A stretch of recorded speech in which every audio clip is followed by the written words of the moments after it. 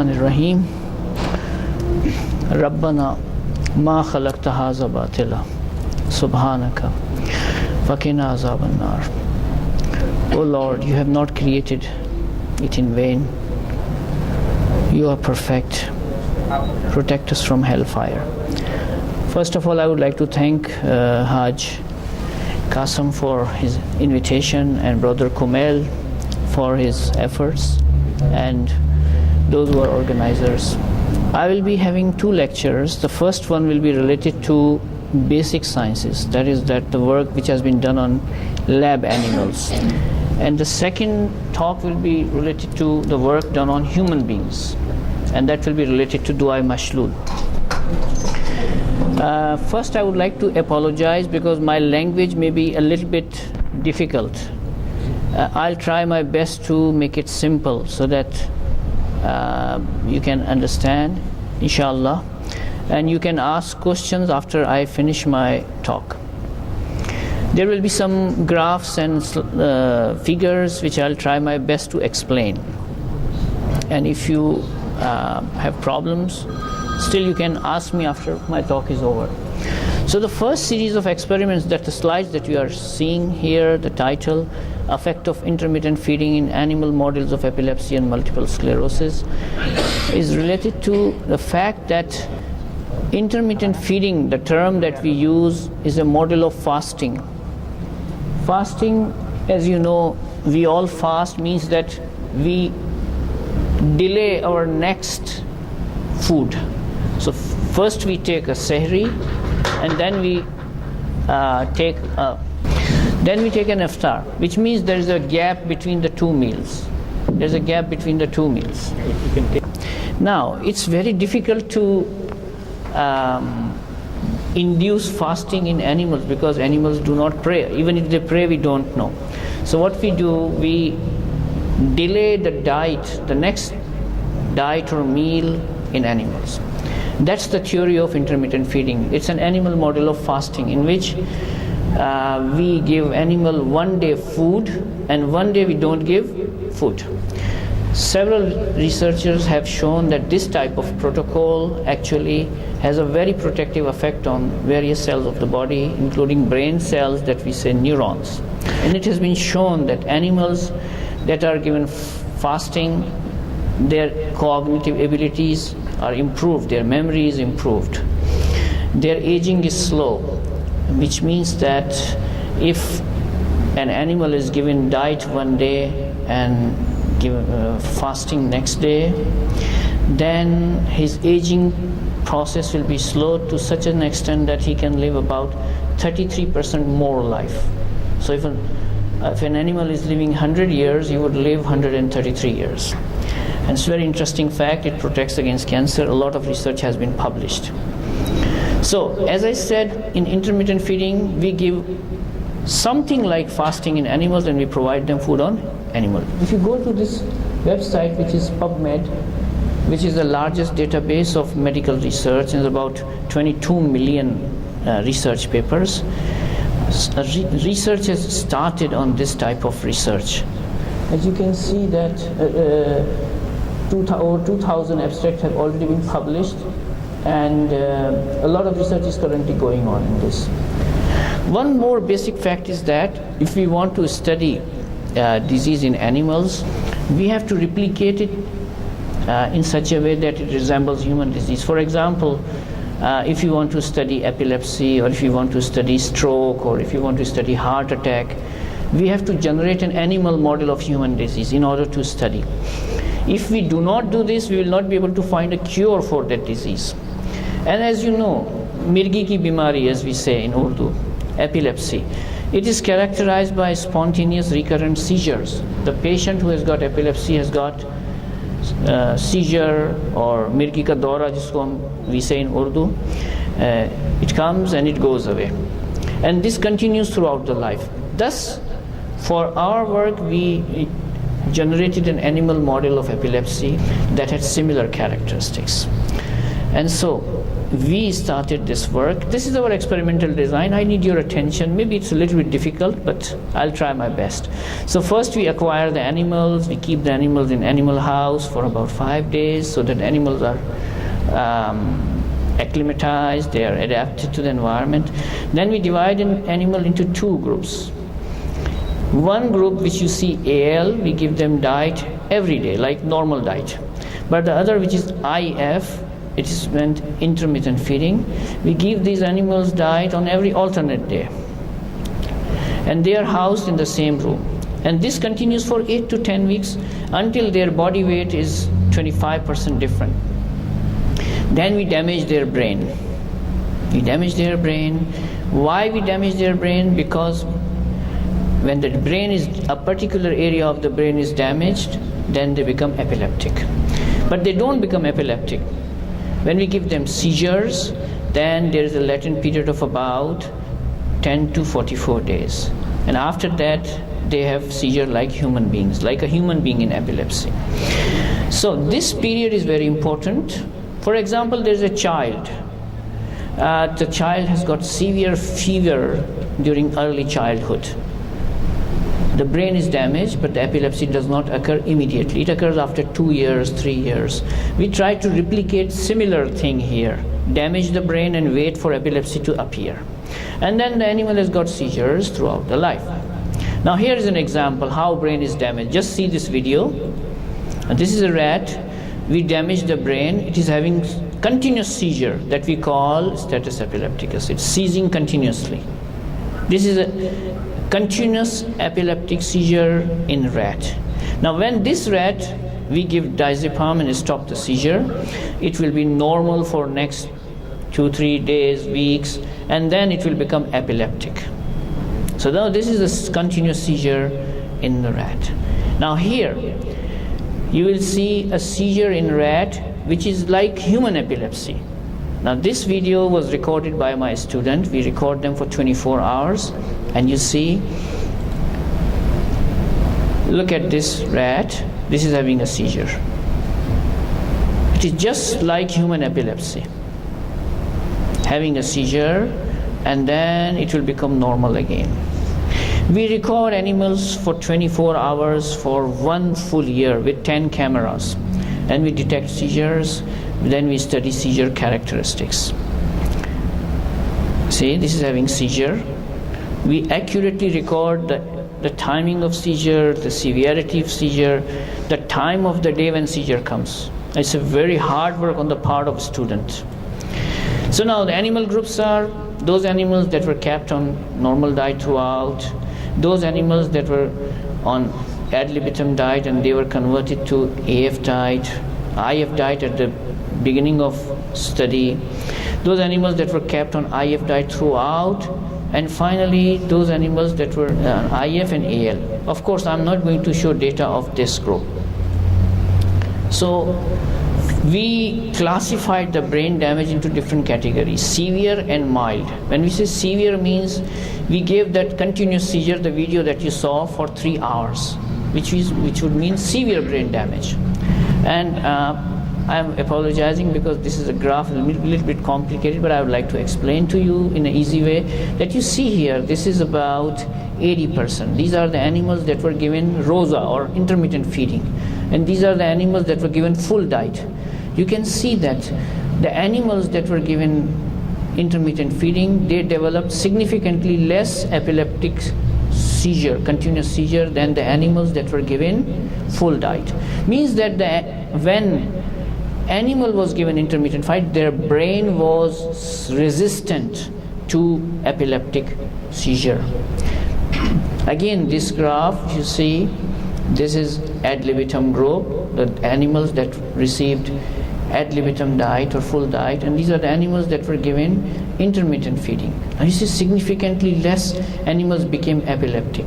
Means taking intermittent feeding diet made animals resistant to spontaneous recurrent seizures.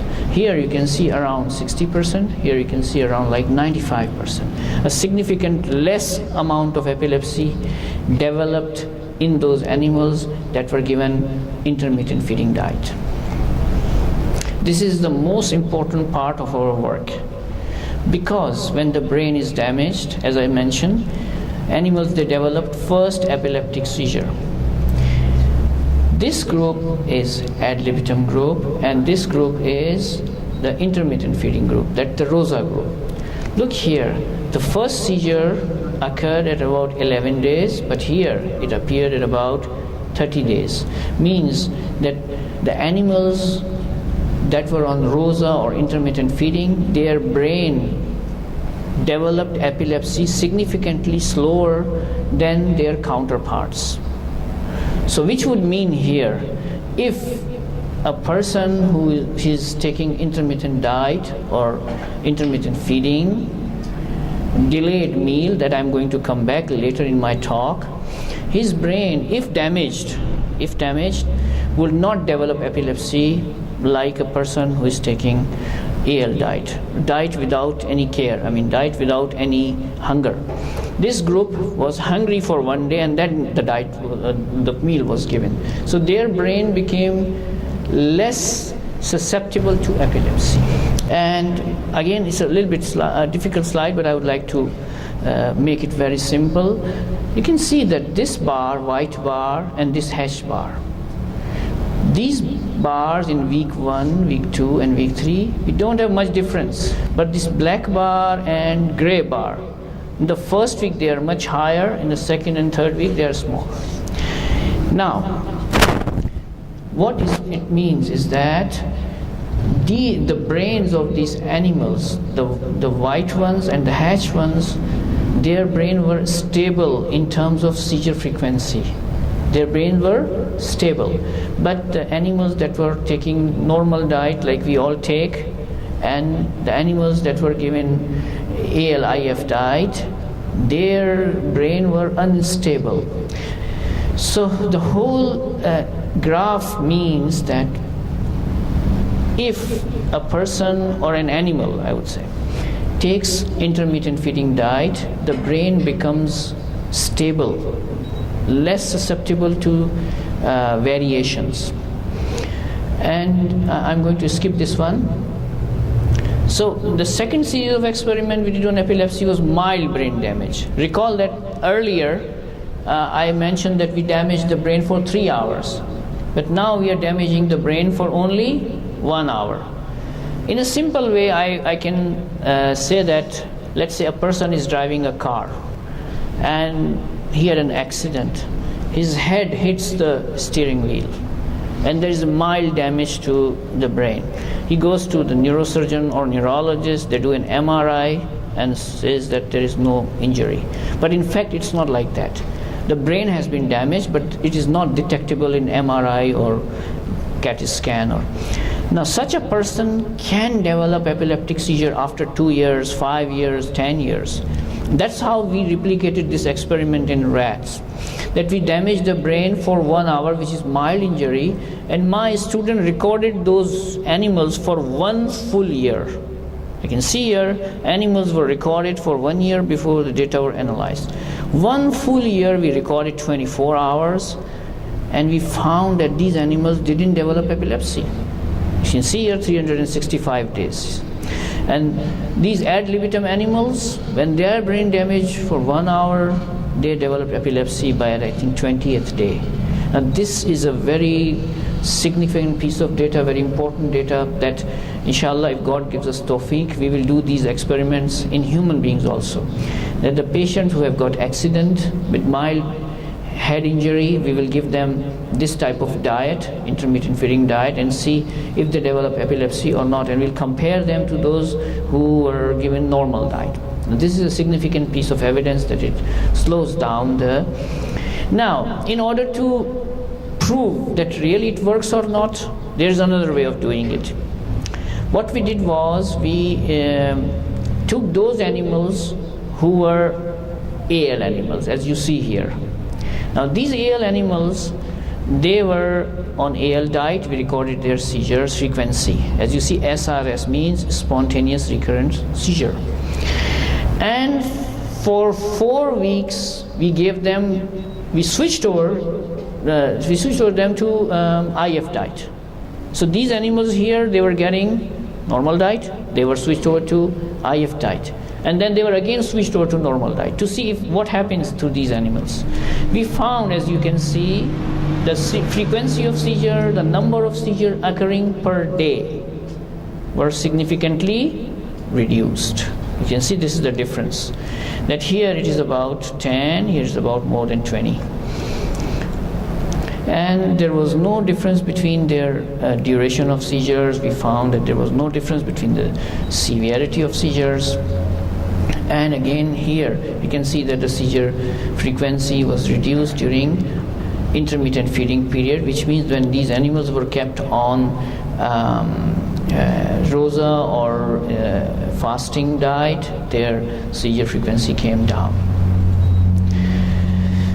My student also recorded seizures 24 hours and analyzed the time when the seizure was occurring. You can see there, the dark ones are the night time from 7 p.m. to 7 a.m. This is from 7 a.m. to 7 p.m.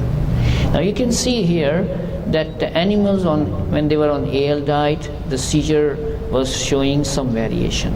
It was more in the time of afternoon, near Maghrib time. Okay. But when they were on IF diet, you can see that the pattern changes. It is a uniform pattern. And when they were given again ad libitum diet, the same pattern slowly started appearing. Now again, this confirms that when a person is taking intermittent feeding diet, the brain is stabilized. Brain becomes resistant to variations from different factors. Now until here I have talked about epilepsy.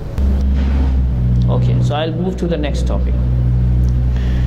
Multiple sclerosis is another brain disease. It is very common in Pakistan also, but it is very less common in Malaysia. In Iran it is very common nowadays. Every few days we see lots of patients coming to the OPD, and it's the leading cause of disability. In this disease, a person is slowly paralyzed, and there is no cure for it. There is no cure for it. We are just treating it with different drugs. Unlike epilepsy, where you have seizure, the person becomes normal, in multiple sclerosis, it's not like that. The person becomes slowly disabled, and it affects young age, especially females. The females, they develop it 3 times more than males. And the signs, symptoms are written here. They are the initial symptom. The person may come to a clinic for blindness. Most commonly, the person becomes blind, and the doctor admits the patient, gives the treatment. There are other signs and symptoms. Slowly, the patient develops paralysis. So as the disease progresses, the brain is damaged, and the patient develops paralysis. And what we did was, we generated the animal model of multiple sclerosis, which is known as experimental autoimmune encephalomyelitis, or simply EAE. In this, we inject a chemical in an animal's body, and then animal develops multiple sclerosis. So now we did the same thing. Here we used the rather black colored mouse. In my previous study it was a white colored rat. Now this is the black colored mouse, which is C57BL6 mouse, and we use this mouse because it easily develops multiple sclerosis. And so the animals were capped, and the animals were AA, which is ad libitum throughout, AI, which means the animal was ad libitum, and it was given intermittent feeding diet on the day of giving the chemical to induce multiple sclerosis. And then there was an IF group in which the animals were kept on intermittent feeding or the ROSA diet throughout. And there was a fourth group in which the animals were initially kept on the ROSA diet, and then on the day of immunization or the day of induction of multiple sclerosis, they were converted to regular diet. So we had 4 groups. Now we had some amazing data here. Amazing data. Before I go on to the data, I'll just give you an idea how we scored the signs of the paralysis from 0 to 5. Now here we don't have any sign, but here the animal is moribund or animal dies. Score 4 means 4 limb paralysis. Score 5 means all the limbs paralyzed, the animal dies. Now here you can, I'll just show you here, just clinical signs of disease. A means here loop tail. The tail of the animal becomes slowly paralyzed, and then in B you can see what's written: flaccid tail and paralyzed hind limbs. The hind limbs become paralyzed.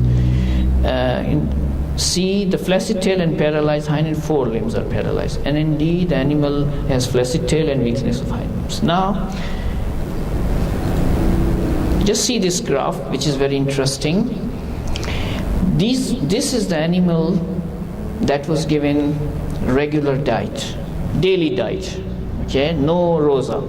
Now this is the animal, or the animals where we have given them daily normal diet, but on the day when we injected chemical to induce multiple sclerosis, they were, on the same day we changed their diet to rosy diet.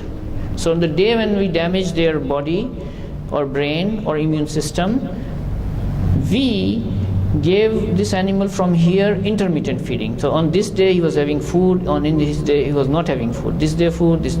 Now you see the score here is rising. These animals are developing multiple sclerosis. They are developing slowly paralysis that I mentioned earlier. But these animals, no paralysis. The disease does not develop at all. And the star here shows the data is significant. The data is significantly different. And this is very interesting data. So what I mentioned is written here on this slide. This means that the animals who were given intermittent feeding or rosa diet on the day of immunization to develop multiple sclerosis didn't develop any symptoms of multiple sclerosis at all. On the other groups, as I mentioned, this is again that group that was having normal diet throughout. Day of immunization, actually this is the same group, the same data. Okay, here the same data, but this group is II, means that they were throughout on intermittent feeding, the throughout rosa diet. Again you can see that disease did develop, but was significantly less at most of the points when compared to the animals that were having normal diet. So here there is a clear difference, that when animals were given the diet which simulates rosa or intermittent feeding, they developed significantly less disease compared to AA. Now, it means that the animals who were given IF diet throughout developed significantly mild symptoms of multiple sclerosis.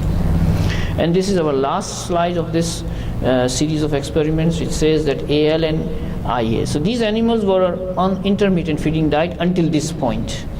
From here, the diet of these two groups of animals were AL. So what happened? Slowly these animals, compared to this, the disease is developing slowly. You can see here, this is the standard AA animals, and these are the animals that were changed from AL to IF on the day of immunization. Again, the symptoms of disease are significantly less on these points. What does it mean? This means that the animals who were given intermittent feeding or rosa diet from the beginning but were converted to AL diet on the day of immunization, their MS developed significantly mild, very mild. And here, these are the scores. And you can see, I showed you the data of 4 groups, but here the data is of 3 groups. Why? Because the group that didn't develop MS, that was the first group, that was the AL group. We are not showing the data because it is 0. So these are the data of the 3 groups, and we don't see any significant difference between the 2 groups.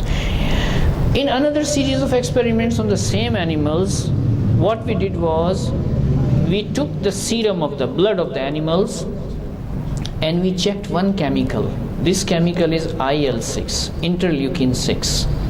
What is interleukin 6?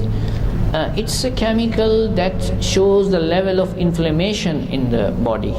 So when you have more inflammation, you have this very high. For example, in many diseases you have inflammation in the body, like rheumatoid arthritis. Okay, like infections when occur, there is inflammation. So this molecule shows us how much inflammation is in the body. So what we did on the day 6, when we day 7, when we did the give the chemical to induce multiple sclerosis, we took their blood and checked the level of IL-6 in their blood. Now here is this very interesting data, as you see. This is that same AA group, the animals that were on regular diet throughout. This is the diet, this is the group where we gave them ad libitum diet, and then we converted to intermittent feeding on the day of experiment. This is the group that didn't develop any sign of multiple sclerosis, and the same group, the IL-6 level is very, very low. Here you see, compared to this one, is very, very low. What does it mean actually? It means that when a person takes a Rosa style diet, a diet which is intermittent, a diet which is less meal frequency, body develops less inflammation. The damage to the brain, to other parts of the body because of inflammation is very, very low, because this molecule IL-6 becomes less. And this is another interesting slide. You can see this AA group, II group, IA group that I mentioned earlier, and this is AI group. Now, not to go into the technical details, just you can see that there are more dots here, more blue dots. These are the inflammatory cells, and this is the spinal cord of these animals. Here it is less, here it is less, and here it is nothing, just like normal. So compare this one with this one. There are almost no inflammatory cells in the spinal cord of the animals that were given normal diet, and on the day of immunization we changed them to IF diet. But this one compared with this one, you can see there is significant. This is just like normal. So we conclude that when we have a Rosa style feeding, that means reducing the meal frequency, it can suppress the signs of multiple sclerosis in AI group. And when we give them intermittent feeding, even in those animals that were on totally Rosa style diet, or when they were shifted to AL diet, even then it was low. Here it was completely suppressed, here it was significantly inhibited. And before I finish, I must acknowledge the student who really worked hard, and that was a PhD student who worked under my supervision. She really worked very hard, and my colleagues who participated in this study. Rasulullah sallallahu alaihi wasallam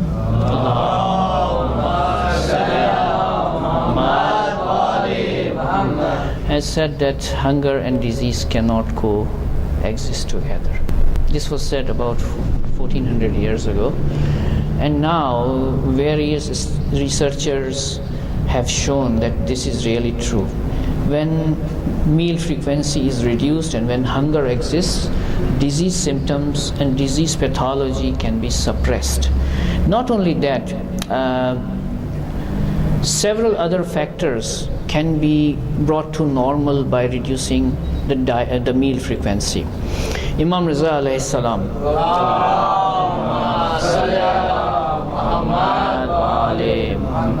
there is a story from Imam Riza that there was a person by the name of Shab, and his nephew was sick, and he took his nephew to Imam Riza alayhi salam and said, Imam, my nephew is sick. Imam Riza alayhi salam said to his nephew that you are eating too much food. If you eat food in such a manner that you take 3 meals in 2 days, then you will remain healthy. And in fact, similar meal habit is reported from Rasulullah sallallahu alaihi wasallam. Now it's really very difficult in modern life. We are living a modern life, we take 3 meals a day. Now such a lifestyle is really difficult, but it's not impossible, because modern research shows that the disease like diabetes, blood pressure, heart, lots of things, they are related to several factors. One of the factors is our diet. If we can reduce our meal frequency, that would mean that we are reducing the number of calories we are taking, and that would mean less accumulation of fat, less accumulation of several other things inside our body that would later on be shown as diabetes, stroke, high blood pressure, and several other disorders. In fact, there are more than 50 hadiths from our Aimma, from Masumeen, that have addressed this type of diet. and the hazards of overeating. And modern science is just catching up. It's just catching up. Our Aimma said these things about 1400 years ago, and modern science is just catching up. I thank you for your attention and patience, and may Allah bless you all. If you have any questions, I'm here to answer. Salawat.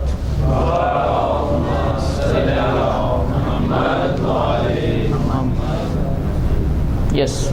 My question is, if you say that in Iran, the disease that you showed, Multiple sclerosis. how do you find any of the symptoms that is really creating in Iran more paralyzed? Yes. You can see in here in Malaysia how we can cure them. I had a meeting with one of the directors of hospitals just 2 days ago. The multiple sclerosis is very less in Malaysia, and this is related to geographical variation between Iran and Malaysia. There are several other factors, maybe diet. There are certain factors related to diet, because Malaysian diet is different from Iranian diet. There are genetic factors, like Malaysians, their genetic makeup is different from Iran. So there are several factors which are involved. My point of view is that, can we treat the disease by switching over to this type of? Now, we cannot talk about etiology, why these diseases occur, but we are talking about treatment. Because in my experiments, you saw that I induced the multiple sclerosis or epilepsy in the animals, and then we tried to see, does it reverse the disease? And we have successfully shown that it can be done. I hope I answered your question. Second question is, just last 2 slides back, you said Imam Raza said there is a three meals in 2 days. Yes, yes. How you have a chance, how you can see this? It's very simple. Actually, we are doing experiments now on human beings. We ask the patient to take breakfast today morning, okay? Skip lunch, eat in the night.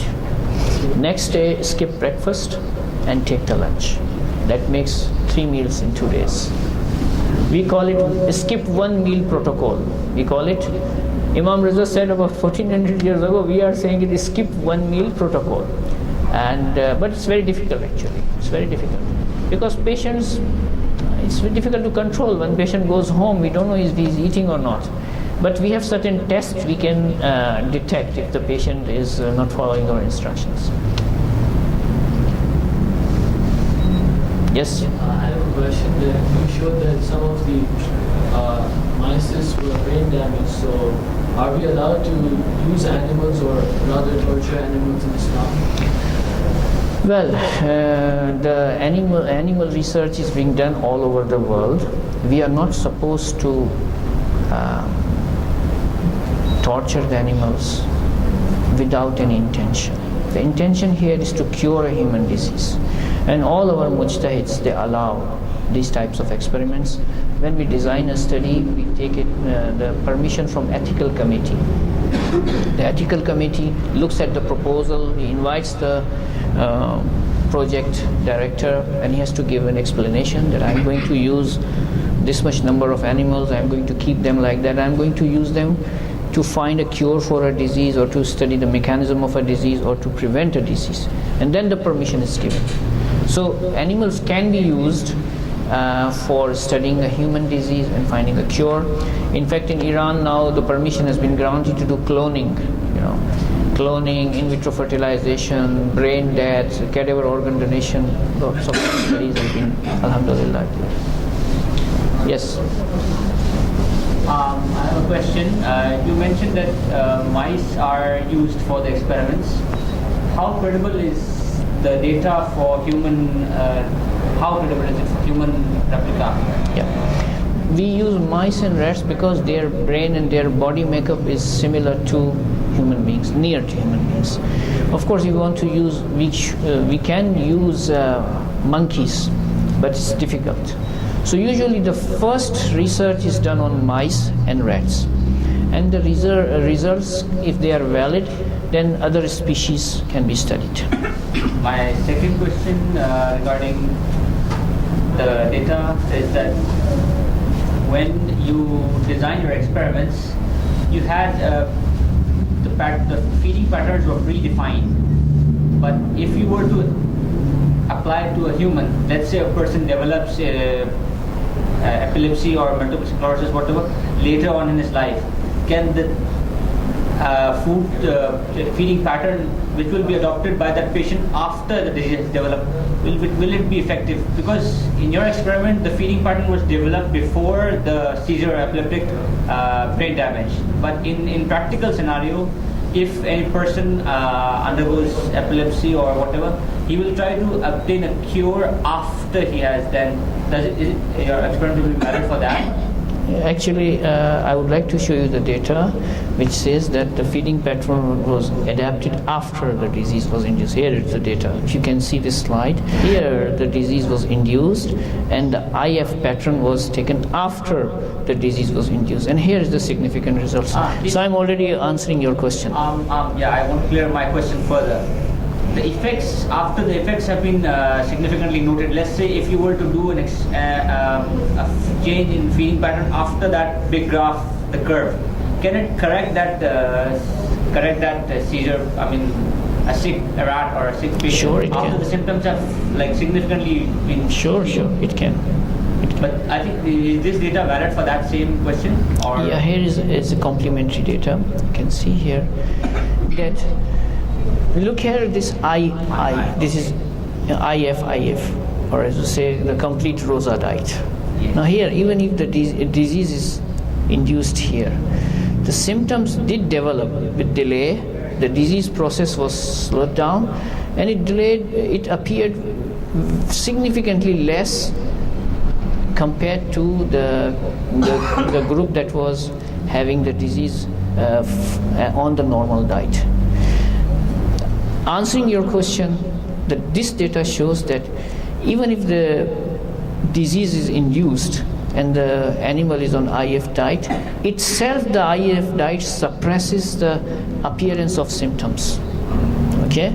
And the second piece of data which is here we are showing IA, that when on the day when the symptoms were induced or the disease was induced, we shifted IF animals to AL diet, which means we were removing the inhibition to see how does it behave, how does it show itself in animals.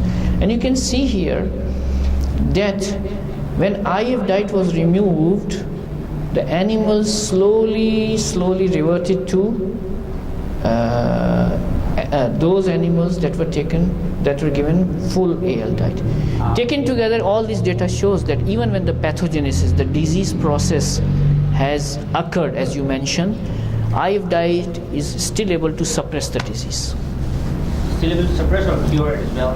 Well, then we have to investigate, because yes, that the future experiments we will do that not has been done is that we were able to show here, you can see that the inflammation was suppressed. This is spinal cord, which is the major site of injury.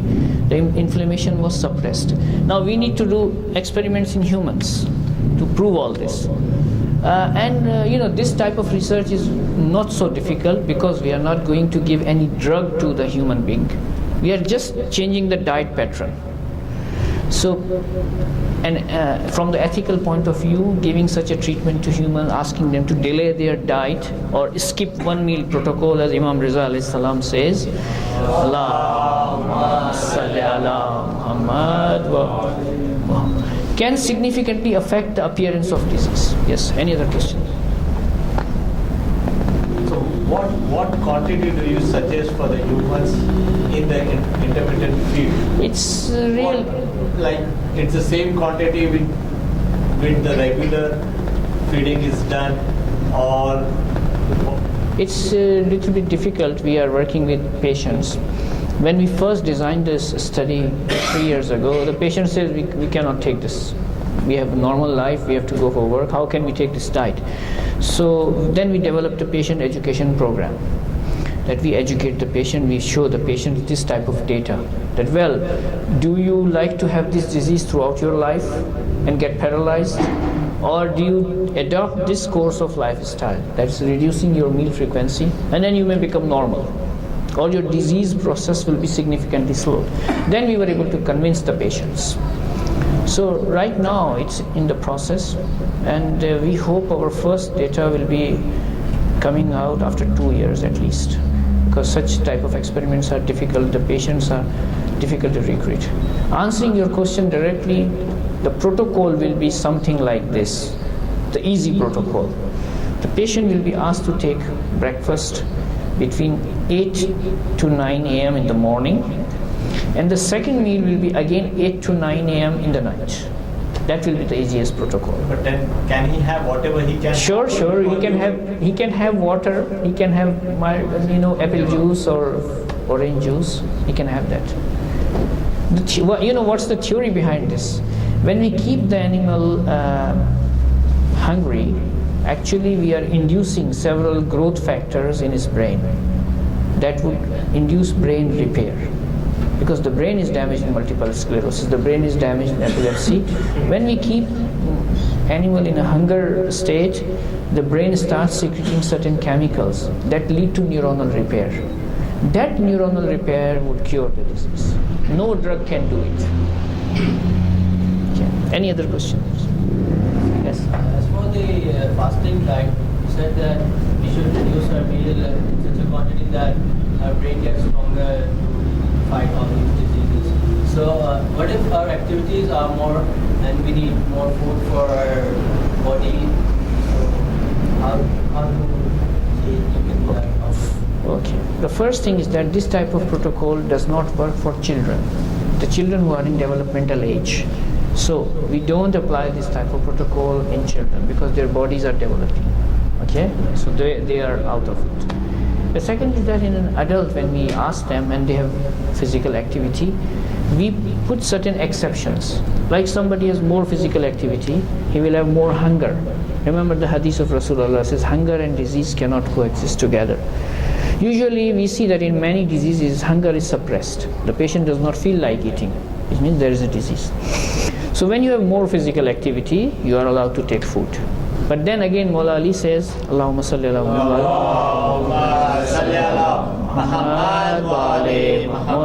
Mawla Ali says that when you are eating food, only eat it when you are hungry, and when your hunger is left a little bit while you are eating, give it up. So while still you feel a little bit hunger, you give it up. And that's the best course. That's what modern research is saying. That when you feel a little bit hunger while eating food, just don't fill it up until here. Just keep a little bit place for water and air. Okay. So did you notice these things while noticing the rats? Like if you give them fasting diet, so did you find anything like they got lazy or something? No, in fact, my students and me, we would double blind ourselves because animals are kept in cages. But just by looking animals, we were saying, this is that AL group and this is that IF group. How? The IF group was always active. The animals were moving faster, they had more activities. And the AL group, they're always lazy. So it's just other way around. When you have an intermittent feeding diet, the animals are more active. And you may notice during Ramadan that during first 5 or 6 days, our body suffers stress. We become a little bit drowsy. The body adapts to the new feeding style. But after about 6 or 7 days, we become normal. And if we don't overeat in a short period of time at iftar, I think we can feel that it is really improving our cognitive abilities. But what happens during my Ramadan, that at iftar we eat too much in a short period of time, and that makes us drowsy. If we avoid this, then really we can benefit from Ramadan. Any other question? Sir, what about the Hindus? They are in the fasting, they only drink some everything. What their history? I don't know about their history, but I had some discussions with my Hindu colleagues and Christian colleagues and this and that. Yeah, every religion has a certain form of fasting. Every religion has a certain form of fasting. And we had this interfaith dialogue when I was in US. We used to have discussions. To be very realistic, the fasting of Muslims is totally different from their fasting. An alim, I think, is more suitable to talk on this because I am not a scholar, a religious scholar, but what I know is that Muslim fasting is just not physical fasting. It's about spirituality. Look at Mafatihil Jinan. There are 200 pages of du'as in Mafati, only specific for the month of Ramadan. For every day we have different prayers, And then we have Dua Joshan Kabir and Dua Iftatah and similar du'as that are for. So Muslim fasting, or I would say rather Shia fasting, has no parable, no comparison with the Christian or Hindu fasting. Even Christian fasting, they are supposed to drink also, which makes it meaningless. The purpose is lost when you are supposed to keep hunger and not to drink and avoid other things. That Muslim fasting actually is a very good example of emotional intelligence, that you learn how to control yourself. You are not supposed to look at certain things, you are not supposed to hear certain things, you are not supposed to speak because it then breaks your fast.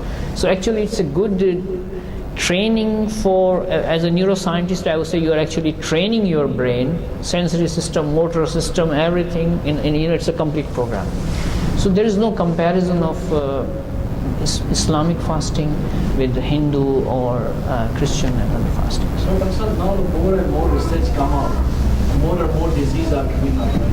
In previous days, like 70s, 80s, you don't know this disease all about. There is a modern lifestyle has led to many new diseases. We are living in an electronic world. There's electromagnetic radiation. There are so many things. So new diseases are being discovered. But again, our point is that if we adopt this type of feeding style, can we protect ourselves? There was a scientist, I'm forgetting his name, Krasinski or Kristurki. He did a pioneering research on intermittent feeding and cancer. And he found that animals that were kept on intermittent feeding diet, they didn't develop cancer. Or when he induced cancer in those animals, the cancer developed very slowly, and compared to the ad libitum, those animals in whom he induced cancer, those animals died, but these animals remained alive. So there is a lifestyle where we can remain relatively much more healthier if we adopt this type of lifestyle, and that's possible. I think it's just a matter of in the beginning it will be difficult, but later on it's possible. Any other question? What are the symptoms? What are the symptoms of epilepsy? Epilepsy is mirgi, as you know in Urdu language. You have seizure, dora parna, as you say, and in that क्या symptoms हो सकते? dore mein, when you have a seizure, the person may have violent contraction of body, falls down, froth comes out of the mouth. Or there is another type of epilepsy in which occurs in children, that a child may be sitting in the class and the teacher notices that the child is writing, but for example, let's say is writing, slowly the pen will fall down, just for 3 or 4 seconds. His eyes will blink and the child comes back again. That is absence epilepsy, which is much more common in children. These are the two major types of epilepsy. The symptoms that I told you, in one case you have total contraction of body, froth comes out of the mouth, and the second case just nothing. The child goes blank, he loses body control for about 4 or 5 or 10 seconds and becomes normal. The second one is known as minor epilepsy, the first one is known as major epilepsy. Okay. For the humans who are taking drugs in terms of smoking, or in Pakistan the people are chewing tobacco or something like this, right? How your data is the same, and because this mouse and rats, they are not having any drugs, correct? Yes. Medical drug which has given by you. You see, we targeted one disease, okay? We targeted one disease in normal animal to see, can it be suppressed?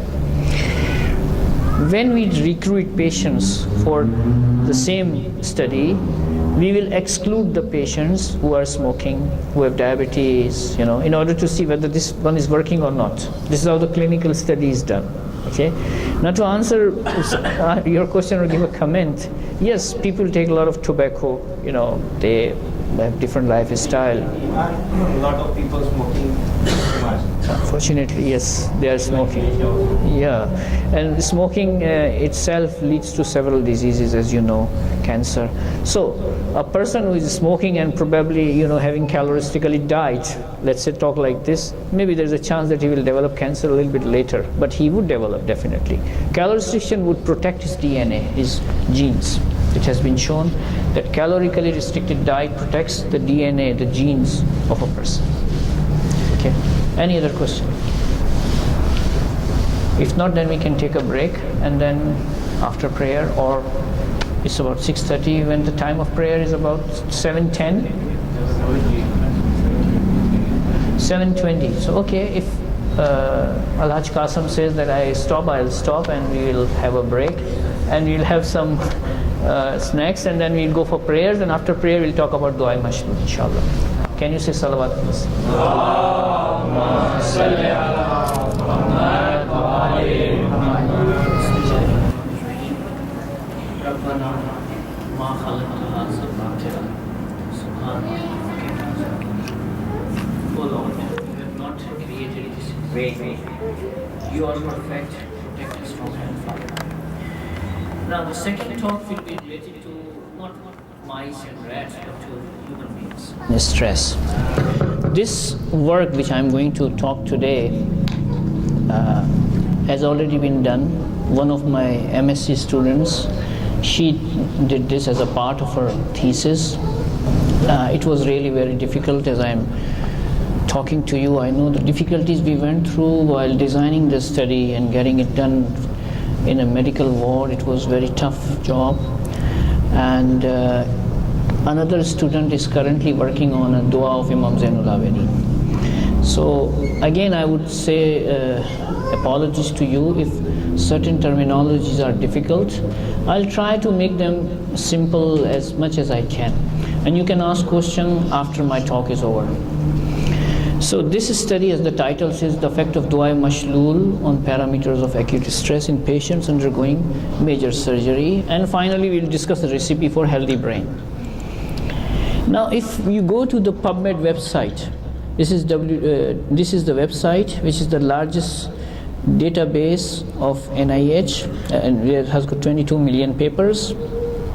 Just type prayer, it will show you that a lot of research is currently being done on prayer. Unfortunately, as I was talking with this brother, that our IMA are Muslim because we have not done research on their golden words, and prayers are one of those very invaluable, very precious things that have come to us from our imams. So a lot of research has been done by Christians, by other groups, but unfortunately Shias are not doing any research on these topics. As far as I know, the literature that I'm seeing, we don't see any Shia doing research on the prayers of our imams. And just breaking up the word prayer and seeing it, 1270 studies have been published, and unfortunately this is not showing, the graph is going like this. So a lot of research is done in recent years on prayers. And there is a term known as intercessory prayer. Intercessory prayer has this concept is in our hadiths, that if a mu'min prays for another mu'min in his absence, the effect is very high, and that is known as intercessory prayers. Christians have done a lot of research on intercessory prayer. You can see 91 papers have been papers and reviews have been published. One of the studies, I was talking with some people just a day or two ago, that recently a research group did this study on heart patients. They divided heart patients into two groups who had heart attack. 40 patients were given normal treatment in a medical ward. 40 others, in addition to the treatment, their names were given to a church. The church people were blind to those patients. They were not relatives. They were not told who these patients are. Just names were given. And it was found that the second group, for whom those people prayed in church only on Sundays, their recovery parameters were 80% better than the first group.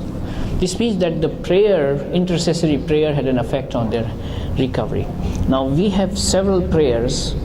As far as I know, we have about more than 700 prayers which are reported only in Mafatih al-Jinan, and there are other books also.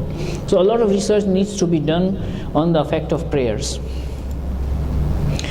Usually people are familiar with Sahifa Sajjadiyah, but there is Sahifa Alawiyah also, and this is on the website of one of my friends. It's on duas.org, that has got complete set of duas mentioned in Sahifa Alawiyah, which is only from Imam Ali. There are about 200 prayers. And Dua Mashlul is one of the famous prayers of Imam Ali. And Allahumma salli ala Muhammad wa ali Muhammad. And as you see the isnad of this dua, that a young man came to Imam Ali and he said that he was cursed by his father, and that led him to have some defect in his body. Now the meaning of mashlul is the one which is someone which is afflicted with paralysis or afflicted with something that confuses him totally, makes him incapacitated. So it can have dual meaning. In addition to physical incapacitation, it also means that a person totally in a state of confusion or mental paralysis, I would say. So mashlul has a meaning which would mean that a person afflicted in such a way that his body function is disturbed. Now, why we selected this prayer for this type of work? Because Dua Mashlul has got certain sentences that I would say are the stress relievers. I mean, there are many duas from Imam Ali. We selected Dua Mashlul because in this particular dua, the sentences that are coming from Imam Ali, if you can see here, are those in which the reciter of the dua is asking God to release his stress.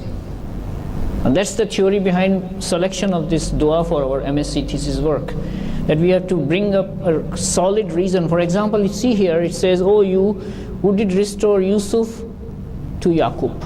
Now this is a stress reliever.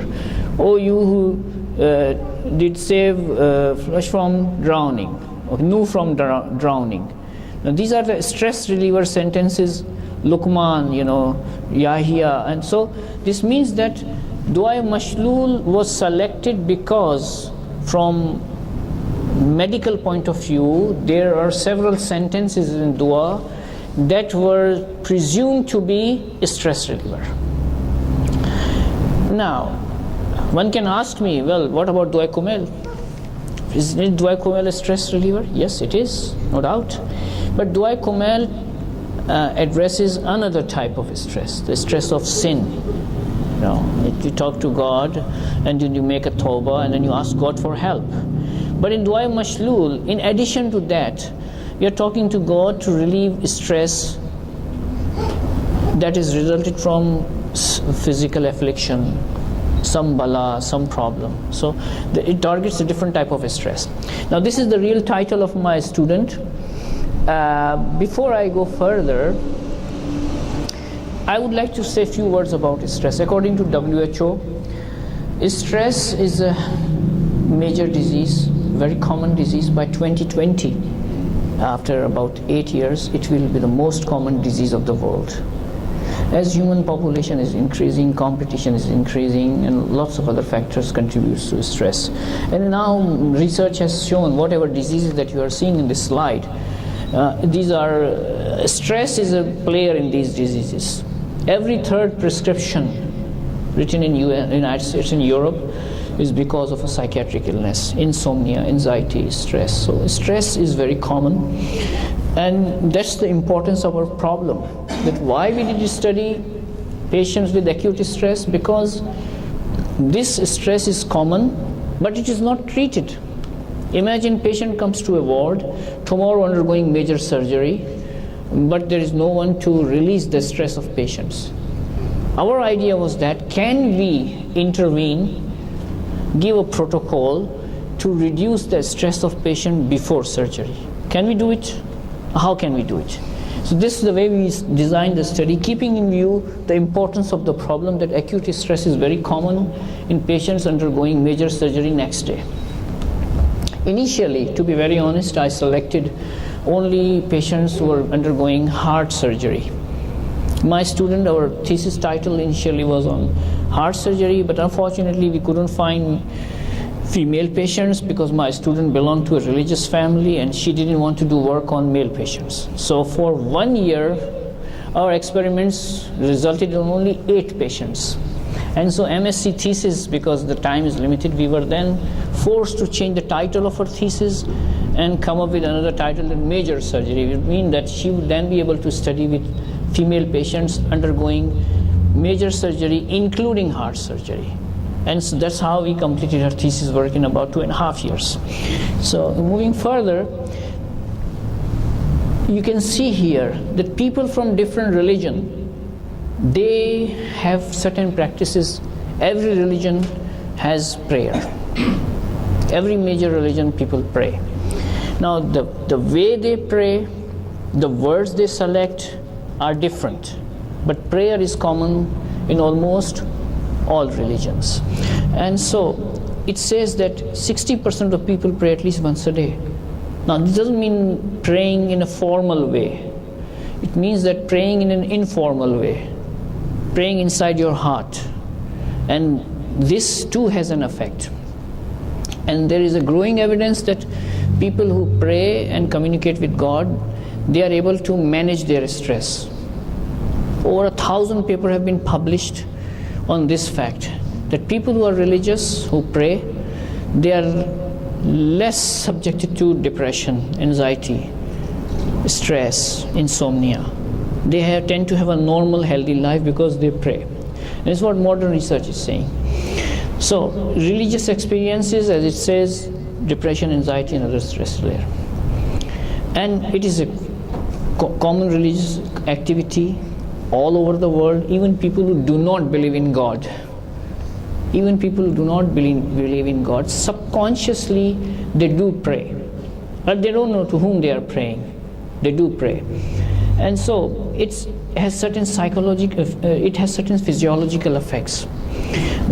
This study was related to investigation of the physiological effect. Well, if a person is praying, what happens to his body? So we have certain markers of stress. I'm going to talk more. Cortisol. Cortisol, as you may know, is a hormone of stress. When a person is stressed, his blood cortisol level rises. So even if a person is sitting normal, apparently normal, and he has stress, his cortisol will be high. So we took cortisol to mark whether the stress of a person is going up or down. Now in Islam, there's an ayah of Quran here that God says that and when my servants question you concerning me, then surely I am nigh. I answer the prayer. God is saying that you pray to me. I am there to answer your prayers. And we have similar prayers in hadiths mentioned or in different places in Quran. So in Shiite Islam, we have about 700 prayers mentioned in Mafatih al-Jinan. Okay? And these prayers, as you know, are for different occasions, daily occasions. Certain prayers are related to events. Certain prayers are related to certain specific occasions. Like in Sahifa Sajjadiyah, you have prayers that are related to daily activities. Prayers when somebody dies, prayer when somebody is sick, prayer for parents. Different prayers are there. Now, but we are talking about Imam Ali alayhi salam. Allahumma salli ala Muhammad wa ali Muhammad. And it's another mazlumiyat of Imam Ali that I saw in Iran, that my Iranian colleagues, they were not aware of Sahifa Alawiyah. When I brought the thesis proposal, they said, what is Sahifa Alawiyah? I said, well, I have a copy from Pakistan. I can show you. There is Sahifa Alawiyah. Then I sent my student to the Iranian National Library. She really worked hard and she found the original manuscript of Sahifa Alawiyah, and that was because it was an MSc thesis, we were supposed to show that it does exist. So we were supposed to prove that there is a Sahifa Alawiya and there is a Dua Mashlul. And Dua Mashlul, as I mentioned, it's been reported from Imam Ali, and it was about an individual who was having a state of shalla, and that would mean that he was dried up, withered, being crippled, stunned, or being paralyzed. These are all the meaning of mashlul. So we interpreted that if a person is in severe stress or severely depressed, it is as if he is crippled, not bodily paralysis. Okay, because Arabic language is a language where you have so much diversity of meanings for a single word. So we were able to interpret the meaning of mashlul, a person who is crippled with depression, crippled with anxiety, crippled with stress, not only physically crippled. So that was the basis of trying this study on acutely stressed patients. And so Dua Mashlul is the only dua that begins with this sentence, that in the name of Allah, the most beneficent, the most merciful. And it says, "Oh Allah, I beseech you with your names." Then it says again Bismillah. This is the only prayer of Imam Ali in which Bismillah is repeated twice. Side by side, in order to validate our work, as you know, aromatherapy is also used for reducing stress. So in order for me to prove that, well, dua is reducing stress, we have to bring another model which is aromatherapy, in which the khushbu or the fragrance of plants is used to reduce stress. So we used aromatherapy as another group of patients. And as I mentioned, cortisol is the hormone of stress. If somebody is stressed, the cortisol rises in the blood. And so if we want to see if stress is going down, we have to check whether cortisol is going down or not. And one of the ways to assess cortisol is to not check the blood, is to check saliva. So as soon as the cortisol rises in the blood, it also rises in the saliva. So in order for patient not to be stressed, poking needle in his vein for taking 4 times blood, we took saliva of the patient and judged or assessed the level of cortisol. There is another variable for stress, which is known as heart rate variability. Now I don't want to confuse you, but what happens when a person is in the stress, the difference between the 2 beats of heart is reduced. When the stress is less, the difference between the 2 beats of heart is more. So when the stress is high, as you see here, the heart rate variability is reduced. When the person is in the state of relaxation, the heart rate variability goes up. So when we are normal, the difference between the 2 beats of heart is higher. When we are stressed, the difference between the 2 beats of heart becomes less. I'm going to skip. Now there were 32 female patients. Okay, now here I need your attention because I hope it will be interesting for you. They were aged between, as you see, 25 to 70 years of age. They were supposed to undergo major surgery next day. All of them were married patients. They had children or grandchildren, and they were under stress. When you have a family, the patient is more stressed when they have children. And so the patients were divided into 4 groups. There is a control group. Control group means we didn't do this to group anything. They were not supposed to listen to any dua or any aromatherapy. The second group of the patients were given exposure to dua mashlul in 2 forms. So we prepared a separate room in the cardiology ward, and we prepared a screen. The patients were supposed to see dua mashlul in Arabic and Farsi on the screen, and they were supposed to listen simultaneously in Farsi.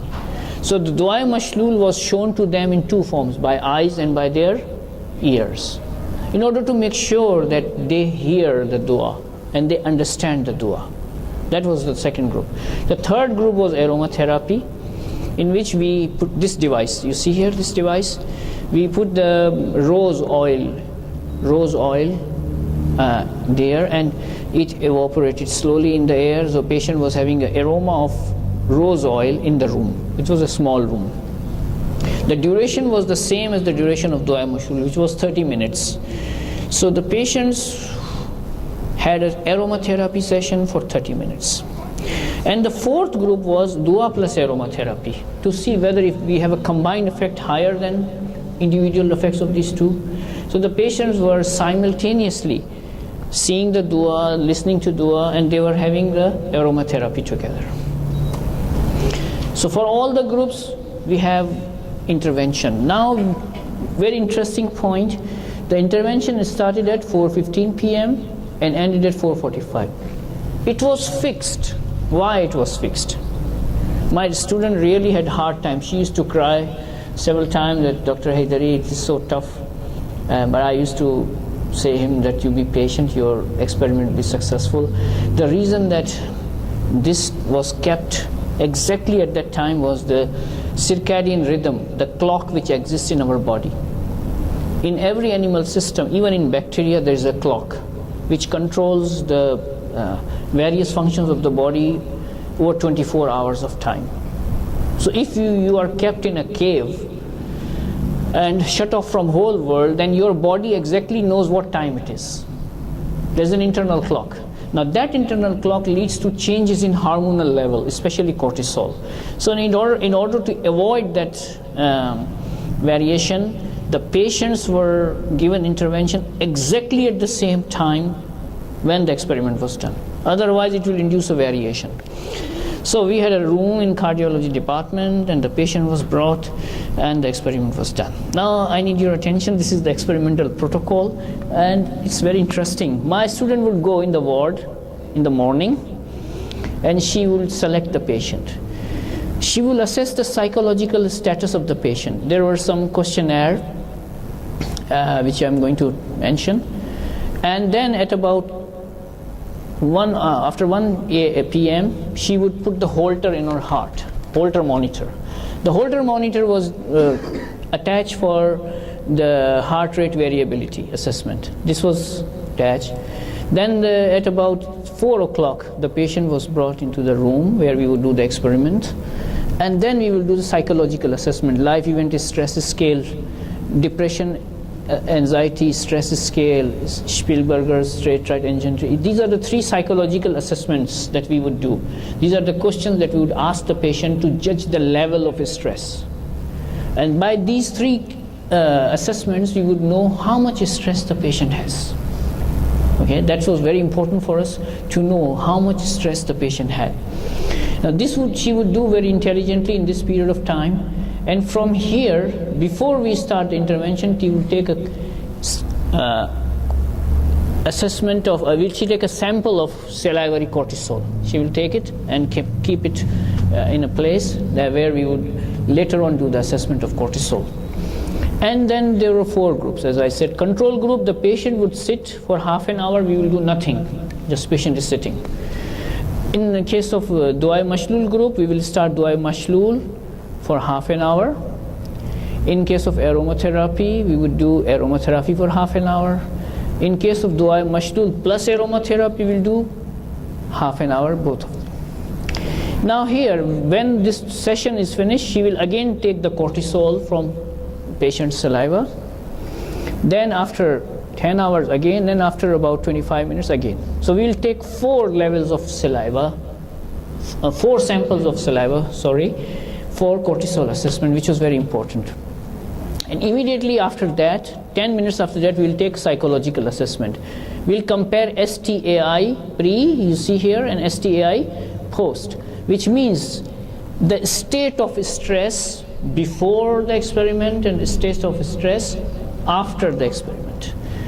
And then here this will take about some time, 15 minutes, and then the patient will go back to the ward, and then we will remove the Holter at a later time. Now this was the whole experimental design.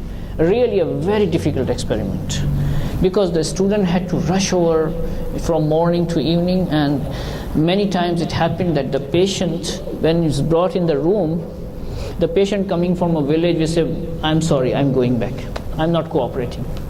A researcher cannot force a patient.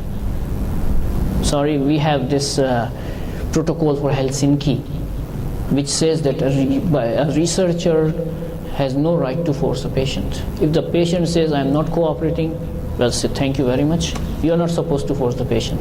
So many times the patient would go away here, sit in the room and say, I'm sorry, I'm leaving.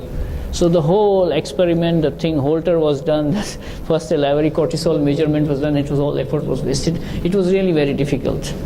So this was, as I know, this was the first ever experiment designed on any prayer from Ahlul Bayt and was a very tough job. So this is the Holter system. You see, this is the Holter monitor. These are the leads that were attached to patient's chest. And this is the salivary cortisol. My student, her name was Zahra Anwari. She collected the sample of these 32 patients and kept them in minus 80 degrees. After 6 months, when her experiments were over, she took them to the lab, and by using this technique, as you see, alpha, enzyme-linked fluorescent acid technique, she was then able to assess the level of cortisol in these salivary samples. And now this is the data. I need your attention because here is the real interpretation. All the 4 groups show reduction in their anxiety after cessation of intervention time. Now here is the control group. Not much difference before and after. This is dua group. This is aromatherapy groups, almost similar. And this is dua plus aromatherapy, a little bit higher. This is that Spielberger's anxiety inventory. Now this data shows that these interventions did reduce the stress, the physical sign of stress. I mean the physical sign of stress when the patient was interviewed. So there is a lot of subjectivity in it. Here, one thing that I forgot to mention before, that when my student was interviewing the patient, few questions were introduced to see the religiosity of the patient. For example, the patient was asked, whenever you feel stressed in your life, what do you do? Do you listen to music? Do you go out? Do you go to your relative's house to reduce your stress? Do you pray to reduce your stress? Whatever you do. Similar questions were asked, and patient's religiosity was judged. Now here, the patients with low religiosity, their baseline cortisol level, the first sample, was higher. But the patients who were religious or much religious, their baseline cortisol level was low. This means that the patients who were religious, they were experiencing less stress in their life. It's very interesting data that the first sample of the cortisol correlated with the level of religiosity of the patients. This is the most important graph, and here is what the study concludes. Before I explain this, our data, because there were several graphs, showed that Duai Mashlul was effective more on those patients who had higher baseline stress. Please recall that the student was doing the test on their psychological assessment. Okay, there we had a score. The patients who had higher level of stress, Duai Mashlul was more effective in those patients. And Duai Mashlul was less effective on those patients who had lower level of stress. It's an interesting correlation, which you see here. This is the Duai Mashlul group. Just see that this sliding down is steeper than these three. This is going up. This is the control group. Now, this is the Duai Mashlul group. This is aromatherapy, and this is Dua plus aromatherapy. This is the time when patient just finished listening to Duai Mashlul. 10 minutes after this, you saw there's a sharp fall in cortisol, which is not so apparent here. Here is going up, and then it stayed. So among all the 4 groups, the cortisol level was sharper in decline in only Duai Mashlul group. not dua mashlul plus aromatherapy. This is a sure physical sign that dua mashlul was really effective when patients were exposed to it, more than those who were exposed to dua mashlul plus aromatherapy. Now this is heart rate variability. We couldn't find significant difference. All are same. Of course, when we say variability, means beat to beat variation. There is no difference. It's all same. If we had seen something really up and down, I don't know why we couldn't find data, but there was no effect on heart rate variability. One of the reasons that we couldn't find data here is because many of these patients were taking drugs that are affecting their heart rate. For example, many patients were taking antihypertensive drugs or other drugs that were affecting their heartbeat or heart function. So we couldn't find variation. I hope we will be able to design another experiment in normal subjects in a state of stress. For example, we are now thinking of designing a study in students who have a major exam next day, and if we are able to convince them to come to us and we can do their heart rate variability, because they are not taking any drugs, then we will be able to see beat to beat variation, which we were not able to see here. Actually, I wrote the proposal, but the dean didn't approve it. He said it will be very difficult because the students have exam next day, and how can you bring them for 3 hours and this type of experiment? I said, well, this is worth it. If you are able to do it and the student cooperate with us, we can give them some cash money. Well, if you come for the study, we'll pay you something. So I hope it will be, in future, we will be able to design experiments to see the effect of dua on heart rate variability. So we conclude by this simple experiment, of course it was very difficult, that the patient who listened and recited dua mashlul had higher drop in their cortisol, a sure sign of reduction in stress, a sure sign. And the dua mashlul was more effective in patients with much severe stress. And the second data that we were really impressed was that the patient who believed in dua, that the dua is effective, the dua was more effective on those patients. This is another. So a person who does not believe in dua will not have any effect on it. This is sure data. This is actually reported previously. And we will stop here, I think. It's 7:20, because the second part is a recipe for healthy brain. Based on this data, I'm going to give a recipe, especially for young people, how you can keep your brain healthy. So please recite a salawat.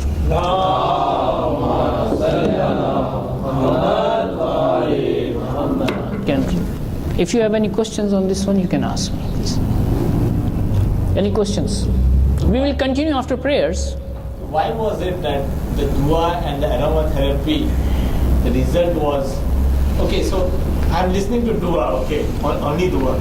I'm also listening to dua, and aromatherapy is my external thing. So why was that study, when you had with dua and aromatherapy, didn't match at least with the dua?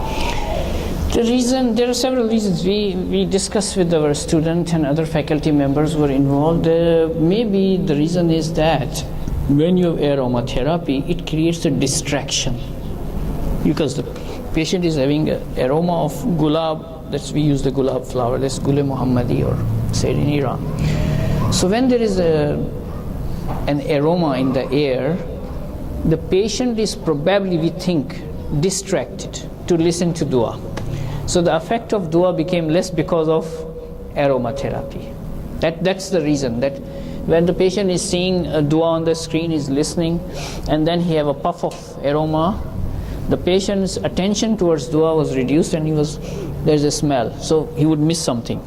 Okay, that was the reason that you saw that it didn't match with the dua alone, where patient was exposed only to dua, no other distraction.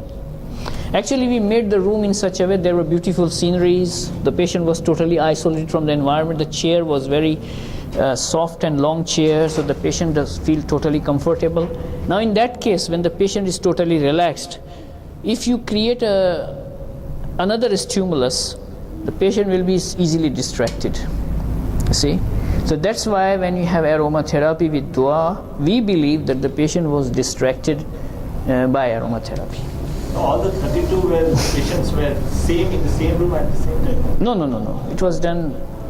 Whenever actually it was like this, every week 1 or 2 patients were studied. But of course in the first year only 8 patients were studied. I mentioned that we had problem of getting female patients with the coronary artery bypass surgery. I was very much determined to do this study, that only selecting female patients with coronary artery bypass. But the number of sample was less, and the student had to finish the thesis within 2 years' time. And we got about 2 times extension, and after that the dean says, I'm sorry, we cannot allow you to continue this work. So we had to, inshallah, in next future we will have some more work done on this one.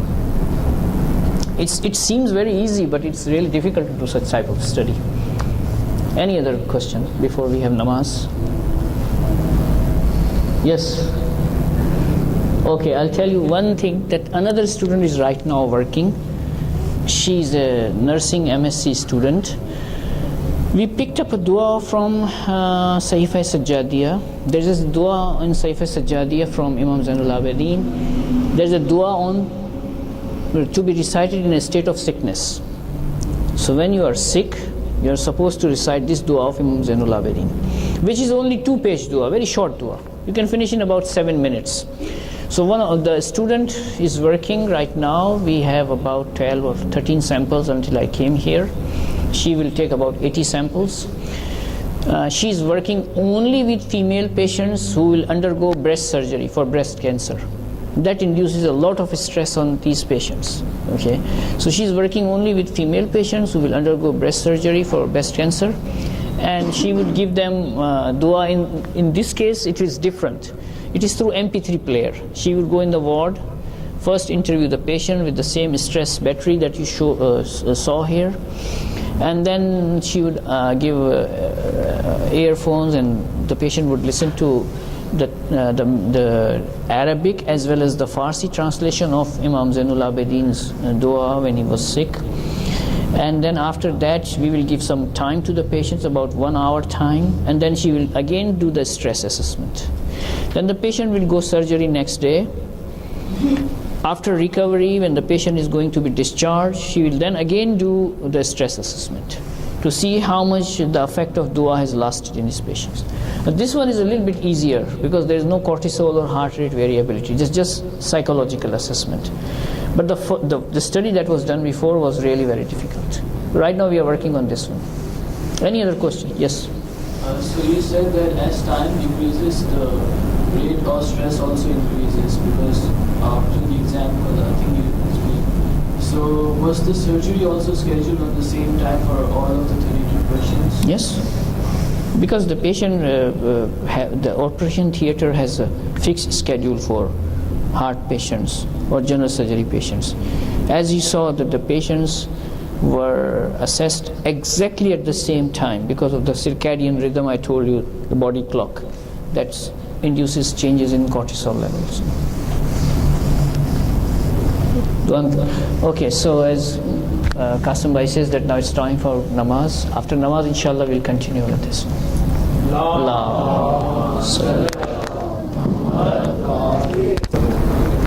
Okay.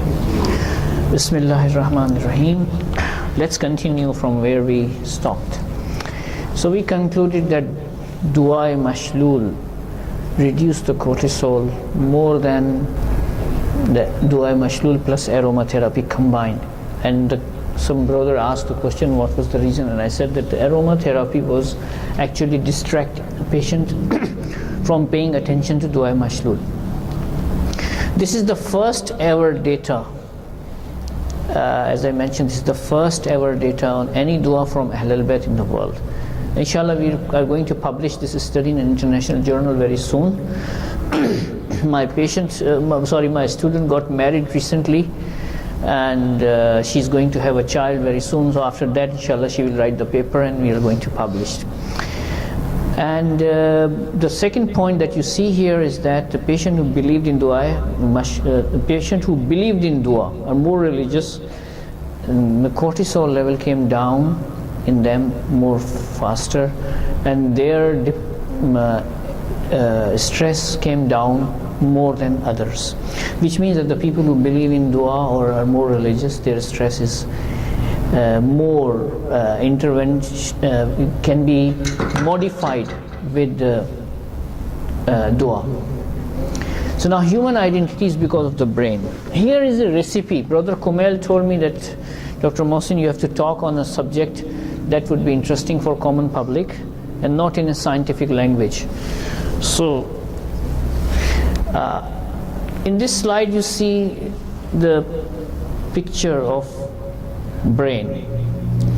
If you concentrate, one thing is there, that this is a human brain, and second thing is that this is a smaller brain of a very simple animal. There is a shoe, and this is the brain of a monkey.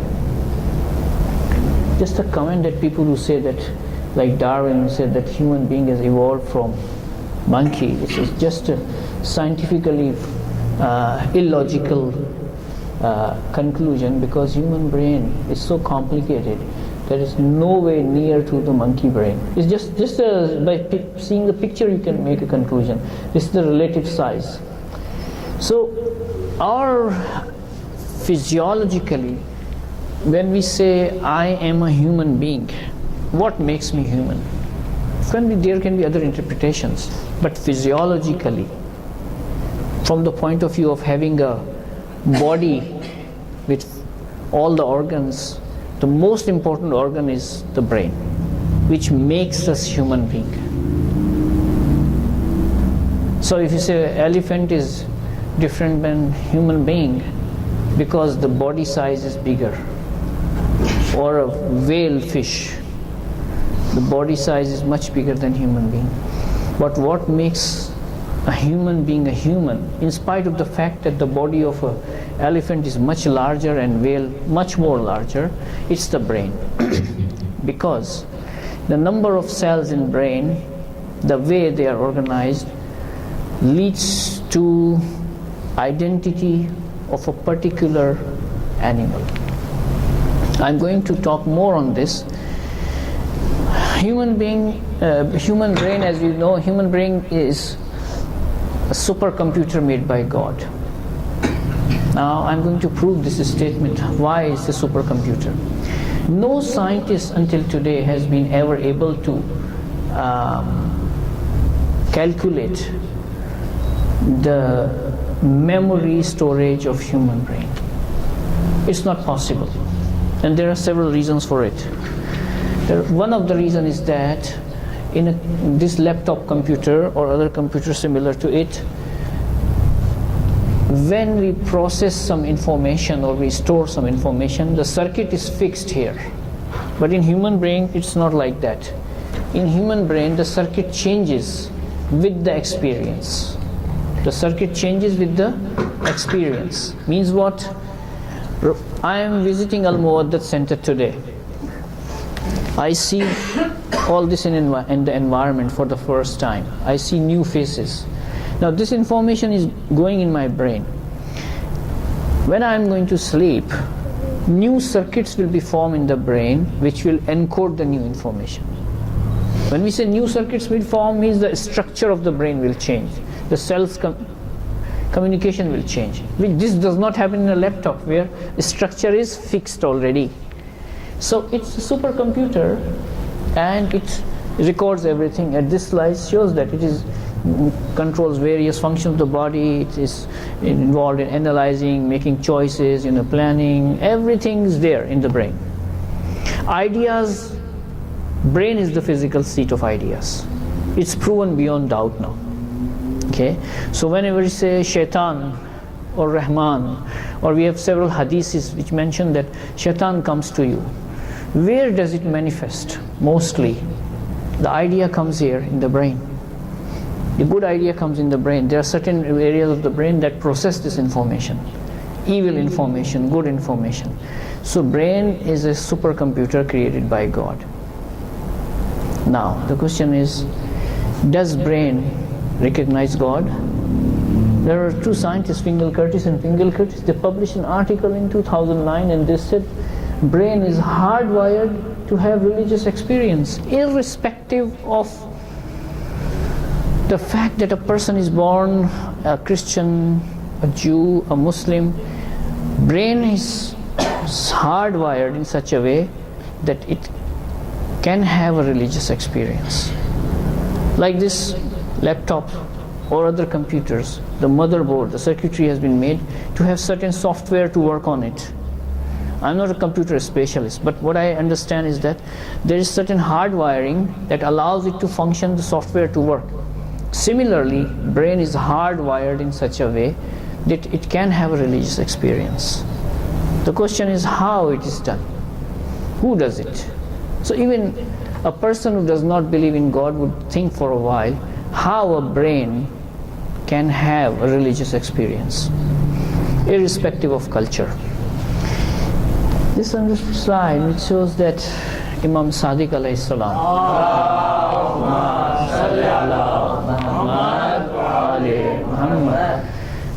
Imam Sadiq alayhi salam was the first person to talk about brain in a scientific way from among Muslims. As you know, Christianity was in a dark age over 900 years, from 390 until 1280. Yeah, this was Europe actually. From Nemesis to Albertus Magnus, they would believe that in brain there are certain empty spaces where there are some spirits that control nerve function. When they were producing these theories, actually I teach 2 units of history of neuroscience course in which I explain all this. This slide is from that course. Now, there are eminent Muslim scientists who came in that period. Al-Razi, Zahrawi was a neurosurgeon, Ibn al-Haytham, Ibn Sina, Ibn Rushd, all of them, they have said something about human brain and its function. But Imam Sadiq alayhi salam was the first, Allahumma salli ala Muhammad wa ali Muhammad. Imam Sadiq was the first person to talk about human brain between 705 and 770. Now this is the riwayat. He says, Lo ra'ayta damag. He used the word damag for brain.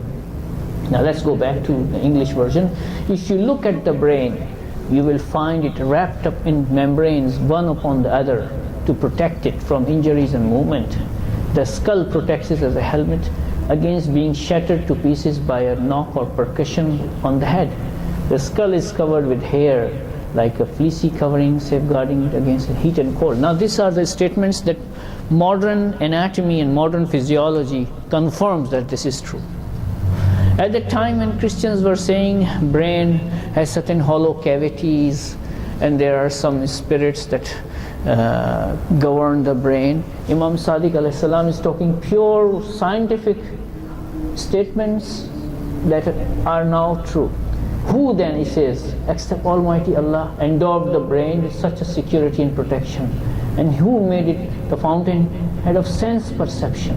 He's talking about the brain senses. We have eyes, ears, tongue, smell, all they are connected to brain. Even every sensory stimulus that we feel, the stimulus is sensed by brain actually, because of its importance in body economy. Now the word body economy and all this, now neuroscientists believe that the human brain is designed in such a way to accommodate maximum number of cells.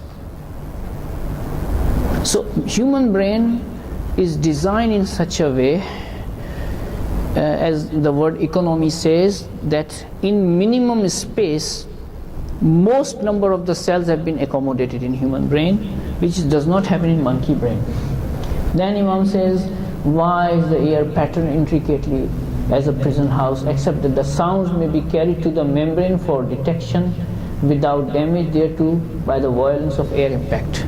Now you see he's talking about the ear, that if it was straight, the air would hit the ear, this internal tympanic membrane, and it would damage it. So he's talking about that the way this ear has been made is to trap the sound and carry it inside. There are several other things. I encourage you to read this thing, which is on our website alislam.org, in which there is a tradition of Mufaddal. Mufaddal ibn Umar was the one of the companions of Imam Sadiq alayhi salam, and Imam Sadiq gave him some lectures, I think 4 sessions, as you see, the human being, the animal kingdom, the environment, and the natural disasters. And this is published in Urdu, English, and other languages. Whole of it is available on alislam.org website. Please visit it. It's wonderful.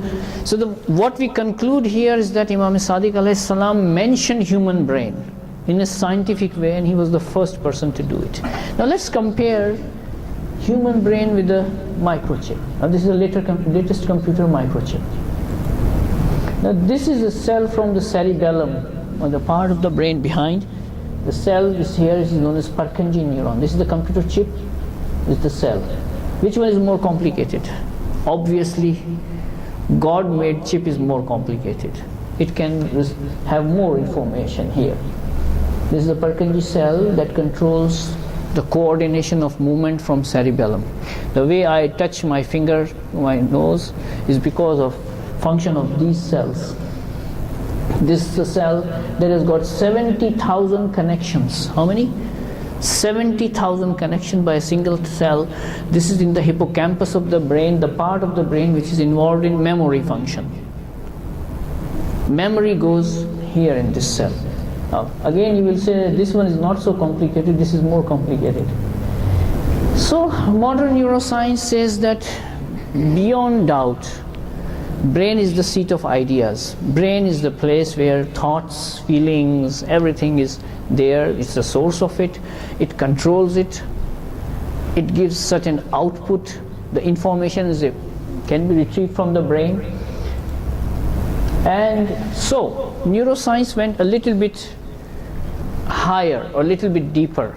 Nowadays the research is focusing on cognitive functions of the brain and simultaneously recording from different areas of the brain. Here is an example. People who are self-reflective. You remember, self-reflective means people who do meditation. So people who do meditation, one of the areas of their brain is more active. It is not active in other human beings. For example, you can say that people who have a habit of observing namaz-e-shab, or waking up earlier in the night and thinking about God, thinking about themselves, thinking about akhirat. The self-reflective people, their part of the brain is more active than others, and this is known as insula. So now we have brain with good and bad ideas, virtuous or vicious ideas, devilish and angelic inspirations and intentions and actions. And so these things that now we say has been reported in our traditional literature, in our Islamic literature, we say it is a nafs. I mean, you all may know that there is nafs ammara, nafs lawwama, nafs razia, nafs marziya. All these are the states of brain function. If I am using my brain for bad things, this state of my brain is nafs ammara. The brain itself is the computer, hardware. Software is the nafs. Okay? So I am using it for evil purpose. It's nafs ammara. If I make a tawbah, I repent, it's nafs lawwama. And then higher stages, which is depicted here. So we have nafs ammara, nafs lawwama, akila, mulhima, mutmainna, razia, and marziya. When God is happy, it is marziya. So then the question arises, do we have a duty towards our brain? The answer is yes, of course. We have a duty towards our brain, like I have duty towards my hand, that I must not use it to harm anybody. I must not use my eyes to see the things that are forbidden. Similarly, I must not use my brain for evil ideas, for nurturing evil. I must take care of my brain to keep it for good actions, good intentions. And that's how we say that we have to be responsible towards the supercomputer God has given us. So in reality, brain is representing the state of soul that I just mentioned, that you just saw. And say, if I doesn't do this, in fact what I'm doing is that I'm putting bad information in my brain cells that we call as neuron, as the photograph that you saw. The same neuron that could have been used for good purpose can now be used for bad purpose. Now, when a person makes tawbah or repentance, what he's actually doing is that he's shifting from bad to good. He's going to use the same neuron which he was using for bad purpose, now he'll use it for good purpose. And brain is vulnerable. Like this computer is vulnerable. Heat can damage it. Overuse can damage it. If I don't run a scan disk, it can be damaged. There are certain cross-link files that I must put them in a proper place. There are certain temporary files that I must remove. Similarly, human brain needs also care. It's a vulnerable computer. And that's why we have so many hadiths, so many ayats of Quran to take care of ourselves well. So, brain is exposed to bad environment, devilish ideas, okay? If I don't care what I am doing on daily basis, what I am thinking on daily basis, what's the direction of my life on daily basis, what I am doing is I am actually training my brain to go towards evil slowly. And one day the distance will be so much that I will never be able to get it back to a normal state. So it has to be checked on daily basis. And that makes us a good person or a bad person. When we say a good person means actually he's training his brain, he's entraining his brain to be good. Means he's keeping a check on his brain function. He's keeping a check on his intentions. And one more thing is that brain is highly plastic. The word plasticity is used in medicine to say that something can be brought to a normal state back again while retaining basic characteristics. Something can be changed from one state to another while keeping normal characters. This is known as plasticity. And that's why we say plasticity of a child is much more higher than a plasticity of an adult. So that's why we say make tawbah when you are young, because then you are able to mold your brain easier. Once you get older, the tawbah becomes not impossible, but very difficult. And that is related to the plasticity of brain function. A young person can make tawbah easier. He can mold his brain from evil to good very easy, but older one is difficult. So this brain is vulnerable. Here are something. Brain is vulnerable before birth. We have several prayers that are supposed to be recited during pregnancy to protect child during pregnancy. Before birth, infancy and childhood, the child's brain is more vulnerable. The parents are responsible to protect their child from becoming a bad boy or a bad girl. We are supposed to take care of our children in a very, very careful way so that their brain is not harmed. Adolescent period particularly is very, very important. That's the time when the personality of a child is shaped. Adulthood, of course, times of stress and disease. That's what we mentioned, that dua protects a person in the time of stress and disease from harming the brain, because stress can really harm the brain in such a way that a person can never recover. If a stress is severe, the person becomes dependent on anti-anxiety or antidepressant drugs. So the time of stress is the time when brain is vulnerable. Use of drug and technology, certain technologies that harm the brain, like their mobile phone devices, they harm the brain. We use it a lot, but I think we have to take care. Exposure to unfavorable environment.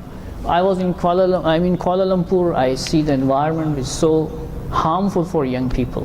When young people see dresses that are culturally not suitable, actually that is unfavorable environment. So all these, they are, in addition to harming the body, this is harming the brain. And how harm occurs? This is physical harm, emotional harm, intellectual, spiritual, ethical harm. These are the harms that occur to brain. And so when we say brain is highly plastic, it has relevance to Islamic teaching. I already told you that brain circuits change with every new experience. So for example, if a child is exposed to bad environment, the brain circuit would change. The neurons will absorb the information. It will be stored. This would harm the brain of a child or a young person. And so when we say Islamic mystical teaching, we say self-struggle, repentance. So we are supposed to make tawbah when we do a sin. In terms of neuroscience, what it would mean? It would mean that when a bad stimulus has gone into the brain, listening to, for example, pop music, watching certain movies, that is harming the brain because you're feeding your brain cells with wrong information, the information that would ultimately lead to certain sin in future. Now, when we say repentance means you are going to return your brain to the normal function back again as it was before listening to or seeing such things. And so when we say brain is plastic, which would mean that you can mold it back to normal by spiritual exercise, by making tawbah, by reciting dua, you can actually bring your brain normal to previous state. And I'm just going to point out another fact, that a person is, for example, very intelligent. Maybe he's offering namaz, maybe he's offering roza, but he's an intellectual brain but a sick brain. Why? Apparently he seems to be very intelligent, but whatever he's doing in his life is for himself. A person who is selfish, a person who is in a state of ghafla. So that would be a brain that is very intelligent, okay, but he's living for this world. He's using his brain for material aims, and that would mean harming oneself. And so intellectual brain, that is sick brain, and it says yakza. Yakza is a terminology which is used by our great ulama. It says that awakening, a person who becomes aware that he is a passenger in this world, is the state of yakza, and this is the first step towards humanity. So when a person realizes that he is a passenger in the world, which is the reality, his brain will come into a state of alertness. That's why we say a mu'min is an intelligent person. Why? Because he realizes this yakza. He lives as a passenger in this world, and so his brain lives in an awakened state. His brain lives in an awakened state, and he thinks that this world is temporary, death has to come every time, anytime, and so he lives in a state of highly alert brain. His brain would not fall into the trap of ghafla. Just some slides. Difference in activation of, scientists have now found that religious people have a certain area of the brain which is more active and which is less active in non-religious people. These are some recent studies that are now going on. There are several scientists who are working on this type of research. I wish I can do that research if I have facilities available. That religious people have certain area of the brain which is more activated than non-religious people. Similarly,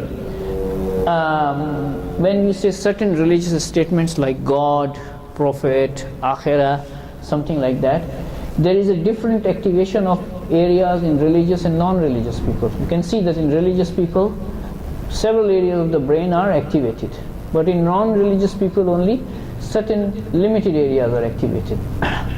Again, it shows that the religious people who are connected to God or who live a life suitable for Akhirah, their brain is a different brain than the people who live a worldly life.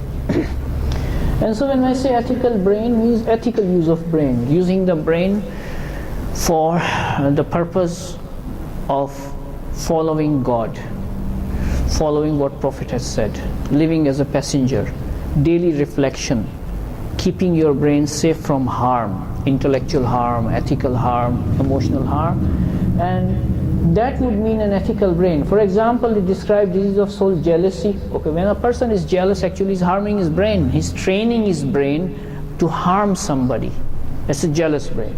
Self-admiration. A person who is in the state that he is superior to others.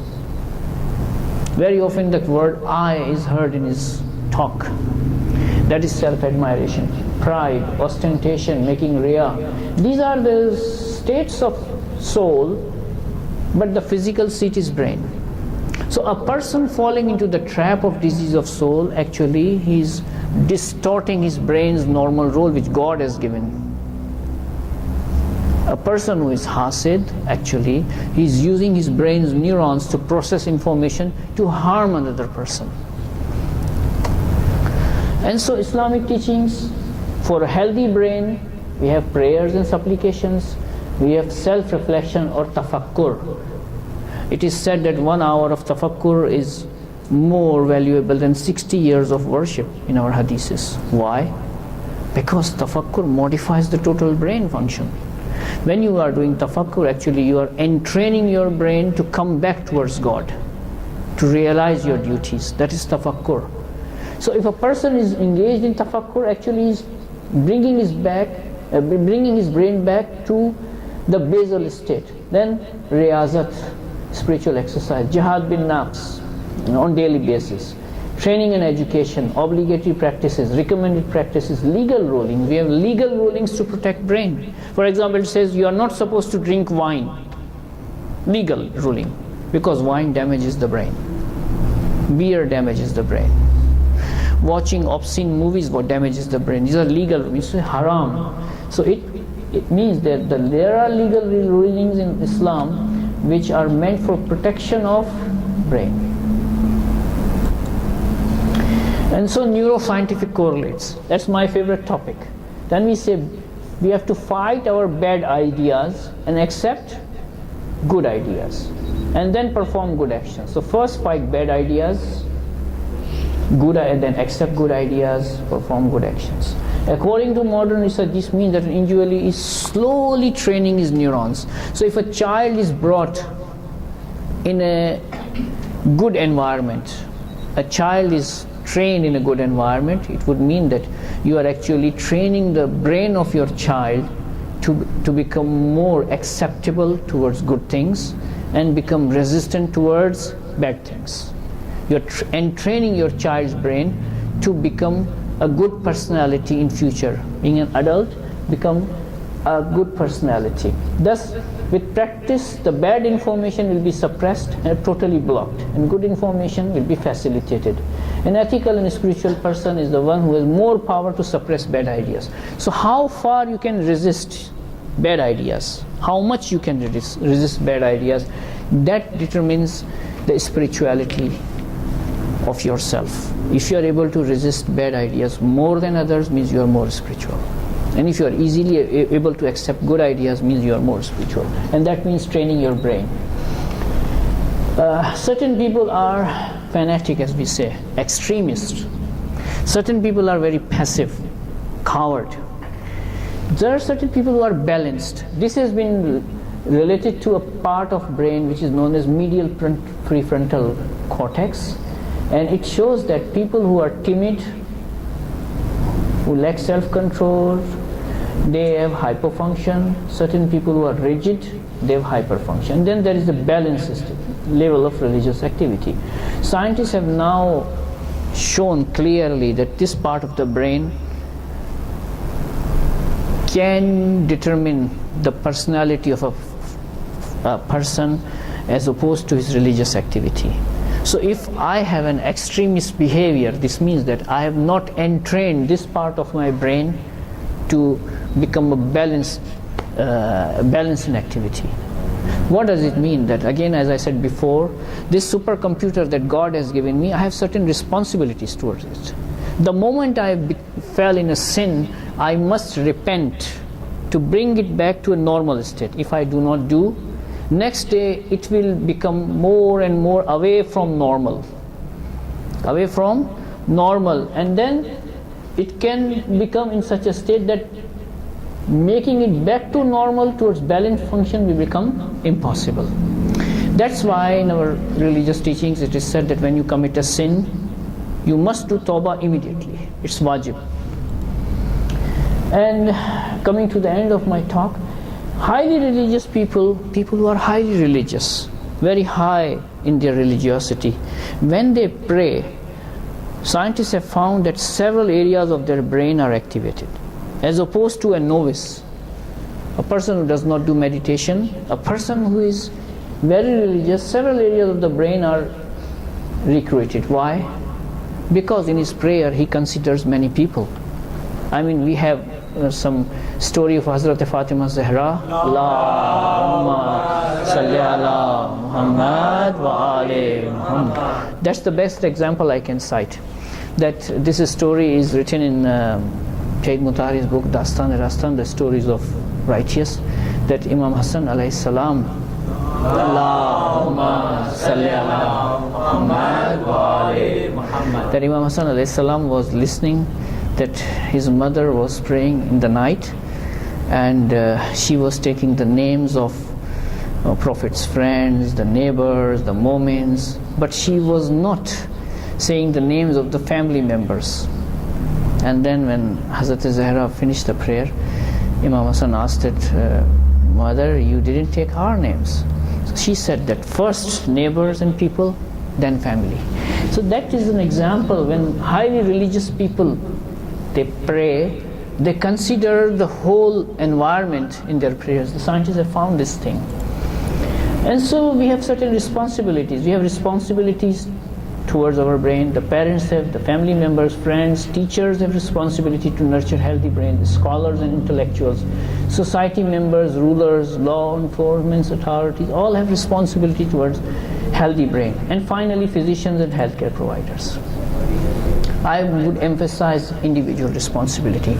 All of us are responsible to nurture our brain healthily. And here we say that these are the diseases which must be avoided. Controlling one's anger, greed, lust, observing patience over, all these things are our individual responsibility. We must engage in muhasabah. And I'm going to come back to this point later. When a person entrains his brain with prayer, with self-meditation, scientists have shown that this type of brain has less stress. And there you can see here religious affirmation. This is control. This amplitude is lower here. What it means that this is known as error-related negativity. Means that a person who is religious, his stress is lower than normal person. His stress is lower than normal person. We have a fact sheet, struggle against the self. I encourage you to go to alislam.org website and there you can find these fact sheets. And here we have written the stages of self-struggle. That every day you have to have certain time for reflection, you have to have a will to overcome your disease or problems, you have to communicate with yourself, evaluate yourself, criticize yourself, you have to have a self-conditioning, and you have to guard yourself, we call it muraqabah, against evil. And this habit of self-reflection on daily basis actually prevents your brain from going away from God or forgetting akhirah or overindulgence in the worldly affairs, or even controlling your certain diseases that is not possible without daily exercise. I would like to conclude here, based on all the discussion that has taken place, is that brain is a computer, supercomputer that has been created by God. It's a great blessing of God to us, and it can be damaged. It can be damaged in different ways: physical damage, emotional damage, intellectual damage, other types of damages. It can be kept healthy by nurturing good ideas, by dealing muhasabah, self-accountability, tracking your good and bad ideas, and seeking the help of God to nurture good ideas, performing good actions in future, and reciting prayers on different occasions. I would emphasize that you recite prayer with translation. Think whatever Aimma have said. There's a treasure of prayers lying there. There's a treasure of guidance lying there that we should take advantage of. Here, I would like to thank my student Zahra Anwari, a very nice student. She did the work on Du'a Mashlul, and my colleagues who were cardiologists, psychiatrists, biochemists who participated in this study. And the last slide says that one of the greatest blessings of God is brain.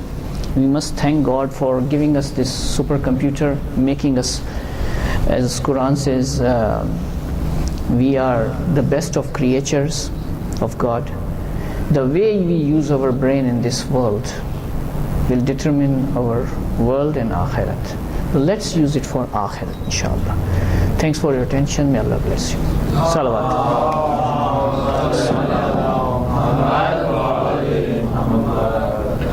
Dinner. Dr. Sir, there is a study saying using left side of the brain and the right side of the brain. So Yeah. any thought about it? Actually, left side and right side of the brain, there are hypotheses. Left side of the brain is more logical in its function. Okay, right side is more philosophical. Studies have shown that in patients with split brain syndrome, or in the patients with epilepsy, the neurosurgeon would split the connection. There was a scientist by the name of Roger Walcott Sperry. He got Nobel Prize on these studies. And yes, God has given us different faculties, I would say. And this has been mentioned in our mystical teachings. For example, we have a power of logic. So then the physical seat of logic is, let's say, left side of the brain. Then we have a power of imagination. We call it vaham. Okay, that we can say predominantly occurs in the right hemisphere. Okay, and then we have power of anger. Now, anger is not bad actually. The power of anger is actually used to defend one person against enemies. When it goes out of control, then it becomes the anger which is haram. We are not supposed to remove anger. We are supposed to control anger. So all these faculties are there, and brain is the physical place where they exist. So the right brain and left, yes, this hypothesis is true, and there are books have been published on this. Yeah. Any question? Young people, any question? No? So alhamdulillah, you are keeping your brain healthy. No problem. Inshallah. Okay. So please recite salawat.